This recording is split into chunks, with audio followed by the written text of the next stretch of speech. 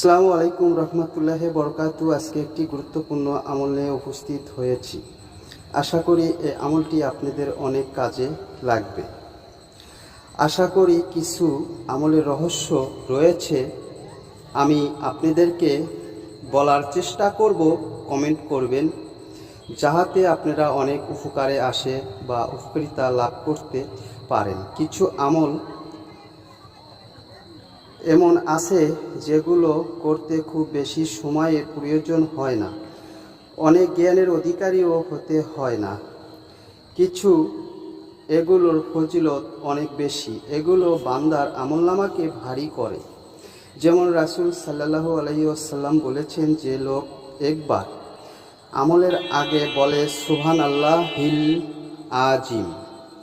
আমি চেষ্টা করব আপনাদেরকে পরামর্শ দেওয়ার জন্য কিভাবে কি করবেন। আশা করি যদি ভিডিওগুলো ভালো লাগে সাথে থাকবেন। অবশ্যই আপনারা এই রহস্যগুলো আজ আমি আপনাদেরকে বলিয়ে দিব। তা আশা করি সূরাটি অথবা দোয়াটি একবার মনোযোগ সহকারে শুনুন। আউযু বিল্লাহি মিনাশ শাইতানির রাজীম।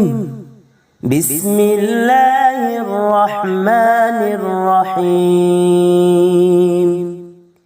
ইযা জাআ নাসরুল্লাহি ওয়াল ফাth ওয়া রাআইতান নাসা ইয়াদখুলুনা ফি দীনিল্লাহি আফওয়াজা فسبح بحمد ربك واستغفره إنه كان توابا